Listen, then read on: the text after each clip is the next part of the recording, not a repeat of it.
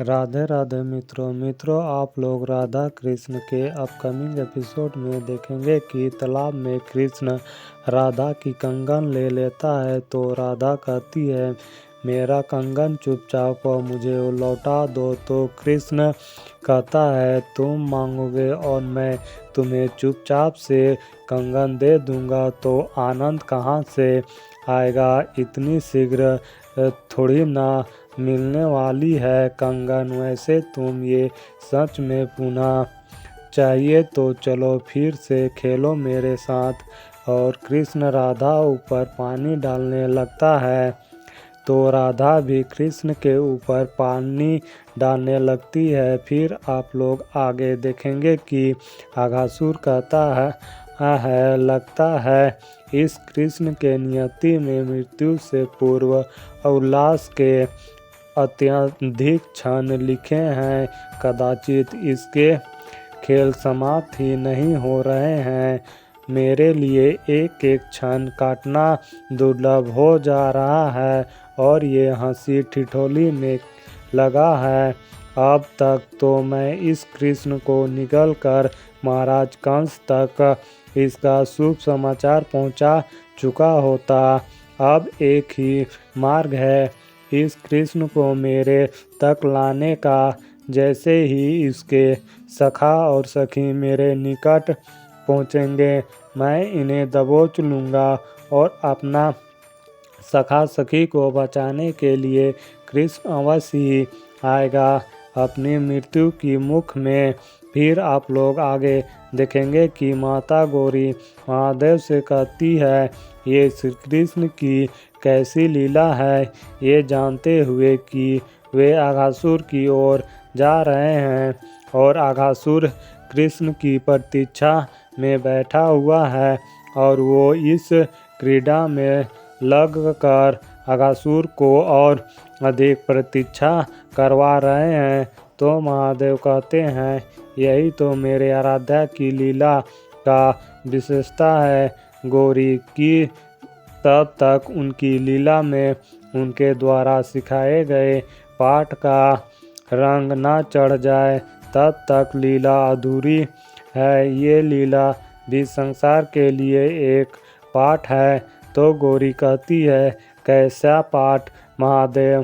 तो महादेव कहते हैं आराध्या प्यासे को पानी जल अवश्य पिलाते हैं परंतु जल पिलाने से पूर्व थोड़ी सी प्रतीक्षा भी करवाते हैं ताकि जब जल पिलाने का उचित समय आए तब वो जल नहीं अपितु अमृत के समान लगे। अघासुर को भी आराध्या यही पाठ पढ़ा रहे हैं। यदि श्रद्धापूर्वक पवित्र हृदय से आराध्या को याद किया जाए तो और अच्छा करने के लिए अवश्य प्रस्तुत होंगे। परंतु यदि मन में पाप और विष भरा हो तो उसका निदान करना भी जानते हैं। अघासुर के निकट ना जाकर आराध्या उसकी परीक्षा ले रहे हैं जिसमें वो निरंतर अनुपूर्ण हो रहा है।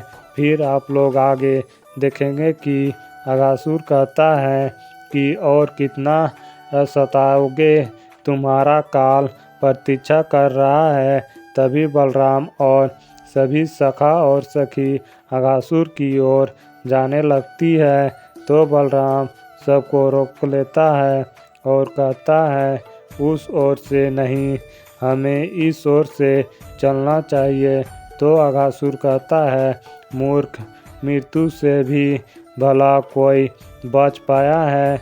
मुझे केवल इन में से एक को बंदी बनाना होगा बाकी सब स्वयं ही चले आएंगे।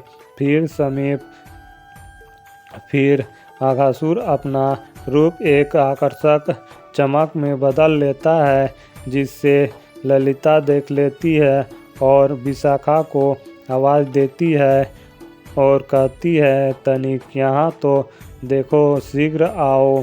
विशाखा ये रोशनी कैसी प्रतीत होता है।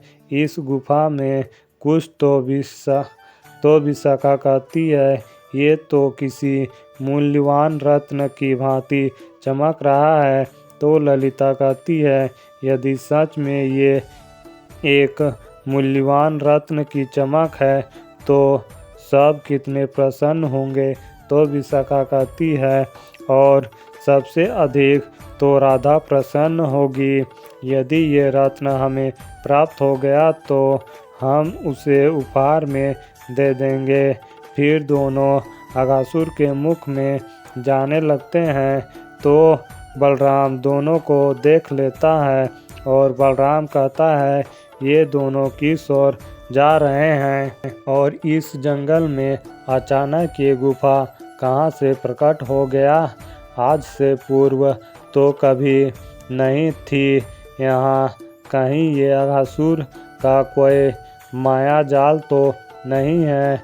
और बलराम ललिता और विशाखा को चिल्लाती हैं और कहते हैं, उस ओर मत जाओ, संकट हो सकता है। तभी और अन्य सखी बलराम से कहती है, क्या संकट है दाऊ। तो बलराम कहता है, तुम सब यहीं रुको, यहाँ से कहीं मत जाना, मैं ललिता और विशाखा को लेकर आता हूँ। फिर बलराम ललिता और विशाखा के पास आता है और कहता है, यहाँ जा रहे हो तुम दोनों, मैंने मना किया ना इस दिशा में जाने को। अब चलो मेरे साथ, मुझे यहाँ किसी गहरे संकट का आभास हो रहा है। इधर अन्य सभी लोग बातें करने लगते हैं, कहीं दाव की बात सच तो नहीं, हमें गुफा के भीतर चलना चाहिए। यदि उन्हें हमारी सहायता की आवश्यकता हुई तो फिर हम सभी लोग अघासुर के मुख में भीतर आ जाते हैं। तो अघासुर अपना मुख बंद कर लेता है। तो ललिता कहती है, ये अचानक गुफा का द्वार क्यों बंद हो गया। तो बलराम कहता है, ये कोई गुफा नहीं जिसे तुम गुफा का द्वार समझ रहे थे, वो एक असुर का मुख है और इस समय हम उसके उदर में हैं। तो विशाखा बलराम से कहती है, हमसे बहुत बड़ी भूल हो गई है, हमें यहाँ से निकालिए। तो अघासुर कहता है, अब तो ये तुम्हारा दाव भी कुछ नहीं कर सकता है। अब वही होगा जो अघासुर चाहेगा। मेरे मुख में स्वागत है तुम सबका, वृंदावन वासियों का। तुम्हारी जीवन की लीला अब केवल एक ही व्यक्ति के हाथों में है, वो और है तुम्हारी प्रेम सखा कृष्ण। मैं भी तो देखूं वो तुम्हें बचाने आता है भी या नहीं। तो बलराम कहता है, हमारा कान्हा अपने प्रियजनों की पुकार को अवश्य सुनेगा। तुम्हें एक अंतिम अवसर दे रहा हूँ, तुम हम सबको छोड़ दो, नहीं तो परिणाम बिल्कुल अच्छा नहीं होगा। तो अघासुर कहता है, प्रतीत होता है कि तुम्हें अपने कृष्ण पर कुछ अधिक ही विश्वास है। अब तुम देखो मेरा एक बूंद विष क्या करता है। तो मित्रों, इस वीडियो में इतना ही। मित्रों, आगे और भी बहुत कुछ देखने को मिलेगा। तो मित्रों, जल्द मिलता हूँ और एक नए वीडियो के साथ। तब तक के लिए राधे राधे।